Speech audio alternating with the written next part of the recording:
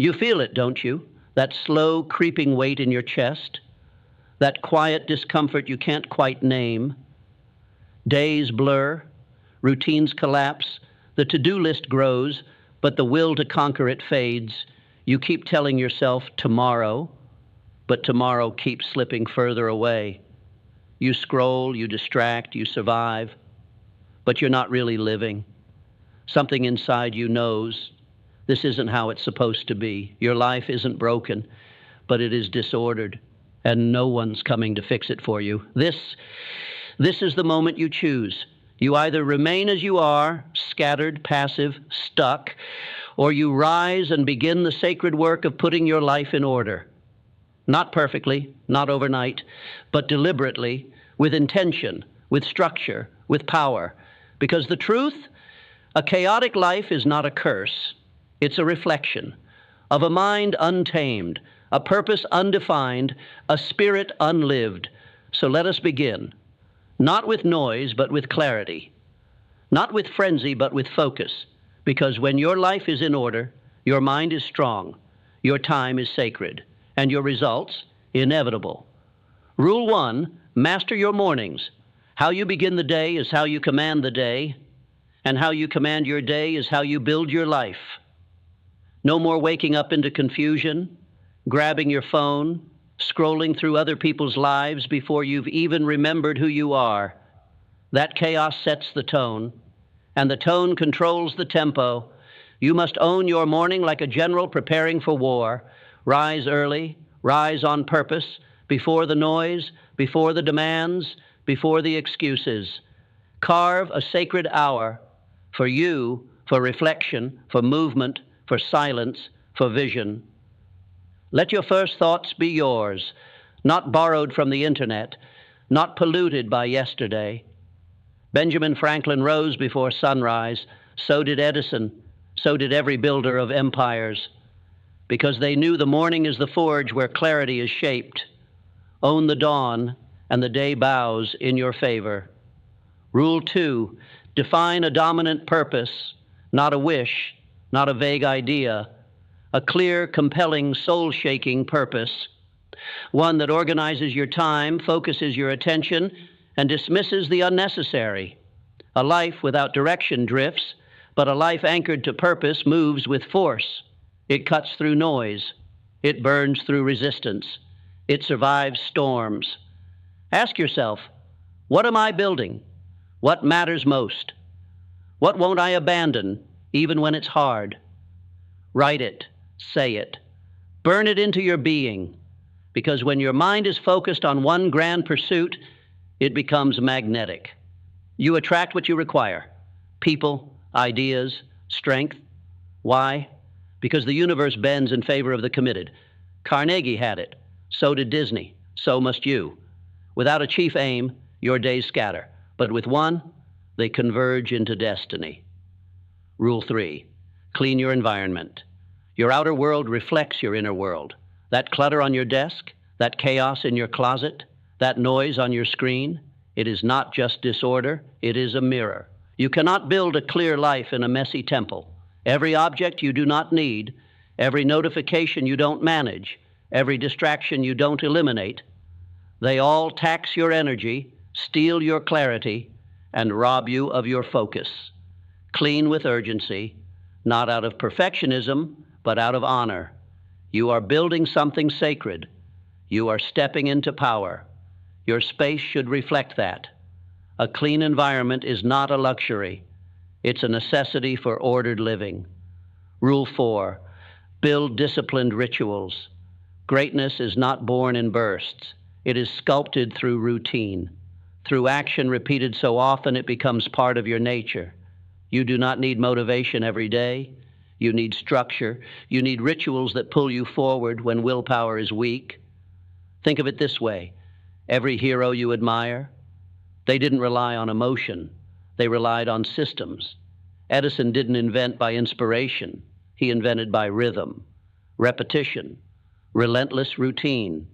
So build rituals for your mornings, rituals for your work, rituals for your body, rituals for your mind.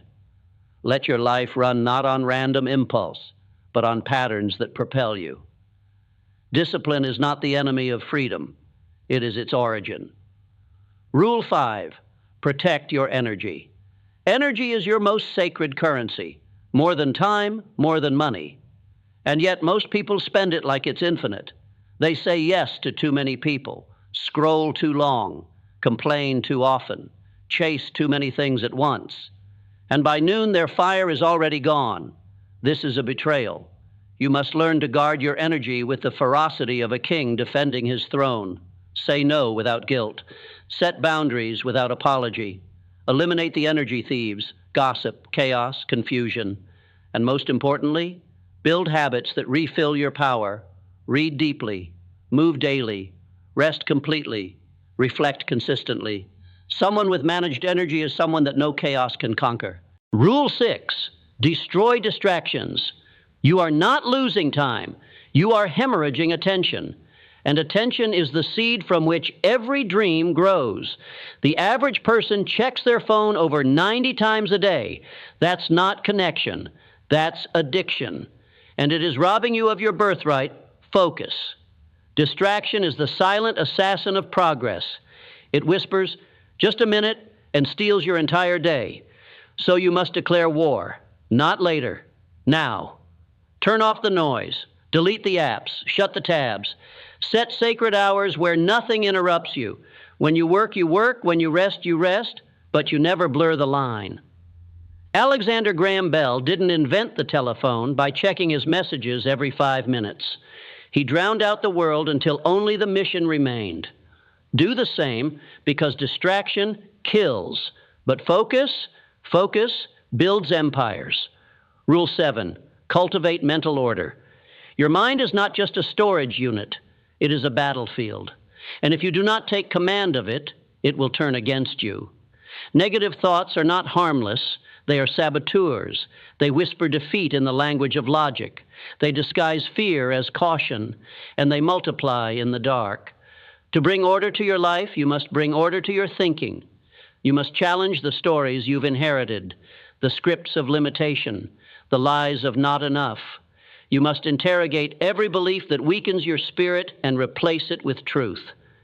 This is not fantasy. It is mental architecture. Speak boldly to yourself, not with delusion, but with decision. I can, I will, I must. Let these words become bricks in the house of your self-belief. Lincoln faced depression, Churchill faced despair, but they did not surrender. They organized their minds like armies and won wars within before they won them without. Do not be casual with your thoughts, because eventually they become your world. Rule 8, plan like a strategist, execute like a warrior. Desire without a plan is a wish, but desire with a plan followed by action is a force. You must think like an architect. Every day design your attack. Don't drift. Don't hope the day works out. Command it. Write your goals. Break them into battle steps. Review them each morning like a general studying the map of war. Then move. 1,000 well-meaning thoughts are worth less than one completed task. You want peace? Organize your priorities. You want progress? Track your actions. You want power? Own your calendar. Henry Ford revolutionized manufacturing, not by working harder, but by mastering flow, order, and systems. The world doesn't need your dreams alone. It needs your discipline. Build a plan so clear, your results become inevitable. Rule 9, embrace ordered pain. Reject chaotic comfort. Discomfort is not the enemy. It is the mentor. The cold morning, the hard decision, the lonely focus. These are the weights that build your strength. But most people flee them, choosing the easy, the soft, the now, and they pay in regret. Growth is ordered pain. It's structured suffering. It's choosing to sweat today so you don't bleed tomorrow. But there is another kind of pain, disordered pain, the pain of chaos, the pain of procrastination, of guilt, of wondering what might have been. You get to choose the pain of effort or the pain of emptiness. History honors the men and women who chose the climb, the strain, the structure. Walt Disney risked everything twice. He lost money, lost partners, lost sleep, but he never lost order. He never abandoned vision. And that is why he changed the world. Stop chasing comfort. Start honoring discomfort. Let it carve you into something formidable. Rule 10, align your life with a higher code. You were not born to simply survive. You were born to contribute, to rise, to lead. And when your life is aligned with a cause greater than yourself, everything changes. You speak differently. You move differently. You become unshakable because you are no longer living for ego, but for impact. This is the final rule and the most powerful. Order your life around purpose. Not just personal gain, but collective good.